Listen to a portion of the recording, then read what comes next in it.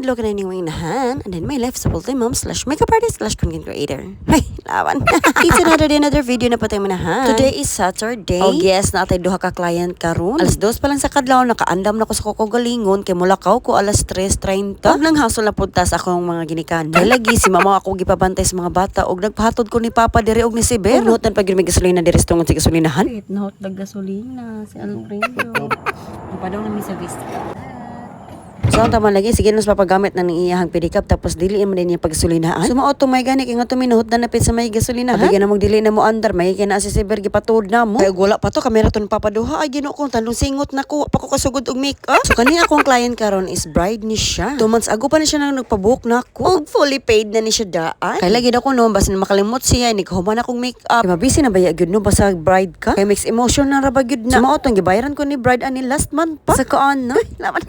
Diba mo nga nung sayo kayo koron kay ang ilahang start silang programmer kasal nila ni bride ani is 8 in the morning. Manang ni anak ko nga kinahanglan mo anhi ko sa ilang gistihan. Dapat 3:30 pa lang kay mag-anda pa mo ko sa mga gamit mag set up pa. Mo naman diri makalangan. Diri inyo makita nga na naghinahinay na ko og panghabuan ako mga gamit sa malita. Syempre wala pa matay malita bag nga kanag yun sa pang make up. Kay puhon na po na nato targeton nga muna atong i-invest na po. Ang importante ay mahalaga ang high chair sa gyud ron kay di gyud limta mag make up no magduko-duko. So good na ba na atong katigulangan dinhi nanakit na atong kahawakan. So mo gani akong real life no. A day in my life gini siya as a full-time mom / pagka makeup artist / pagka content creator gyud. Grabe na gyud na. Dili lang kay usa akong trabaho kundi tulo. Diyos mio. Hoy, lawan. Karon na gani nako akong pagka-vlogging era oy. Manang support na lang gyud taon mo nako. Kalipay naman gyud taon ni nako oy. Asa po ni akong pagka makeup. Kung kinsa toy ganahan magpa-book din ha, ay advance sa taon ko ninyo PM. Kay bisag layo pa mo diri sa bye-bye. Ay atuon ta mo oy. Basta charge lang gyud ta depende lang gyud sa kalayon. Kay dira ba gyud taon lalim magbitbit ni ako ang napo ka kilo nga high chair taon makabuktot naman tag bumit-bit ani. Lawan. Pag wala ko make-up nga ni client, nag-curl na ko sa iyang buhok din kay gusto niya nga era daw ko na ilugay. So diha very satisfied kay ni ato ang client. Uy, thank you so much Miss Bride for trusting my art or talent sa bagyod. So mo to nawa na diha si Bride kay nagpictorial sa dito sa gawas. Og diri nagsugod na pug og panghipos. Kay mao man jud ang life, ikaw mag-set up, ikaw manghipos. Ikaw na to no. Og gidali-dali na pud din ako dinhi kay ingon na ba ko nila ni mama. Mapakuha na ko nila ni Papa. Gitawag ra gani ko gamit sa mga cellphone sa mga bridesmaid. Wala man kita kalo. So sakto pagawas ako dinhi nagpictorial na gid na sila ni Bride og nagpasalamat na tagdako. Kay dako gid iyang pagsalig kana ako. Laman.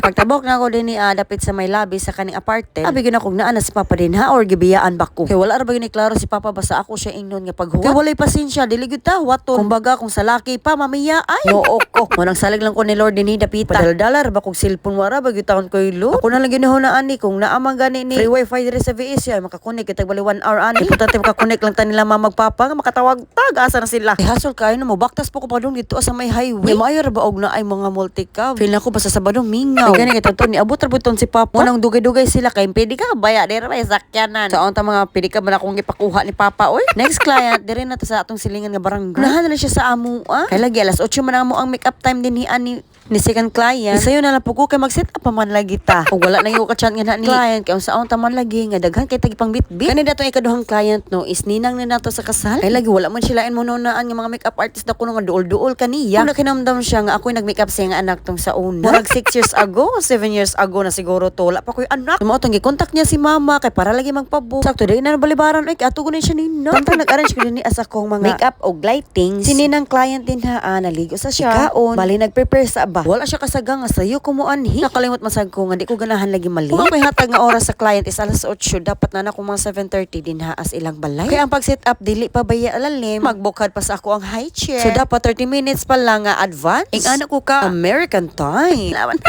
Wala na ko ma-video din na ang pag-start ako sa makeup. Kasi type pang ako ang ninang client. Mo tong paghipos na ako din ni diri na ko sa gawas nag-video. Wala man kita makuha ni Papa kay si Papa nang ningkamot pa dito sa buwanga. So naghuwat ako pedicab dito sa gawas ila kaninang client. Timing kay nga nay nilabay nga bakante nga pedicab nakasakay ra tadayon. Pagabot ako dito sa balay, igor kayo ni snack og nagdaldalig panghipos kay mga nakay na pod may sasakyanan kay mo diretso na mi og itcho. Kumusta may nga tog one night sa balay. Kay the next day is fiesta na. Dapat mo bisita lagi ang sa balay dapat ato first week sa July. Nya kay busy man so among gi-move og July last month or August first month. So niingon sila ni Manang nga fiesta daw kuno sa balay 16. So mao to nga nakasenta mig appointment. Sad nga sayon ta may mo biyahe din ni mga alas 5 alas 6 na man lagi tay makeup game. So ako giingnan ako mga family dito sa itchon. Nga maabot mi sa balay sakto mga laon or alas 2 sa hapon. Ay gani ka wala may matraffic dito sa maasin proper ka festa man nila karon adlaw. July 15. Sunod na sila permi diri sa itchon. So pag abot na mo diri, nakakita mi kaning mga dagko nga mga truck diri kay abi na mog na ay disco unyang gabi. Nga sabot-sabot mi mamaani nga manis ko lagi may unya gabi. Para makatry sila Freya og si Frona. Kay talent kay na nila magsigsayaw-sayaw. Mo pag abot na mo diri nagpa-parking mi papalas kilid kay mga naog sa anay ni. Og amo sa panghakoton ng mga gamit diri sa sasakyan. Kani among sakyan amo ni pa-parking dito apag sa tumoy sa may puting bus. Kay mag-sleep over by mig one night ni sa balay ron. Pag naog na mo diri si Frona nagandagan na siya kay excited na kay siya mutan-aw nga na ni Ate Bella og ni tatay. Kay lagi wala man kabati ang mga tao diri sa sulod. Kalimot man sa may pag-doorbell kay puno amo mga kamot og mga gamit. So diri sige nagtuktok si Frona ni naog si Ate Bella dai dito sa sulod nakadetect na dai siya nga naa na mi sa gawas. Sige taong kapura nga sa Ate Bella sa iyang tita lagi. Naa na lagi dako no mi sa gawas. Mo pag abre naa na gitaon me. Ako gihuban akong jacket dinhi kay grabe kay init sa gawas. Dili matabang. Kung anak laki din ha nagpakitang gila sa dayon sa siyang duwaan. Naalagi dako no siya craft dako no. So mo tang ipadodo sa nang musla din ha.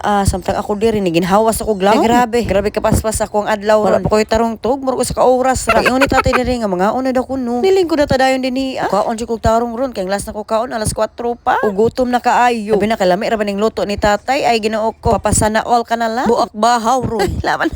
Bas pasana na siya nako kaon din ha kay akong mata mo tiurok na. Stretching na sa na akong mga kamot din ha kay magdili na taon. Lihog tungod kay haway na kaayo. Sa ako nagilis-gilisan sa nina ko akong mga anak nina giuna na ako si Freya. Kuha na pa ko sinina sa bag kasi furo na pud akong kuhaon dito sa gawas. Galit na layo kay katugo na jud ko kaayo. Pag ana lang bait niya come here come what may. Bit ko ay magni. Man expert sa akong vlog sa mga tawag na han sa lang sa pagtanaw ning inahan. Laban.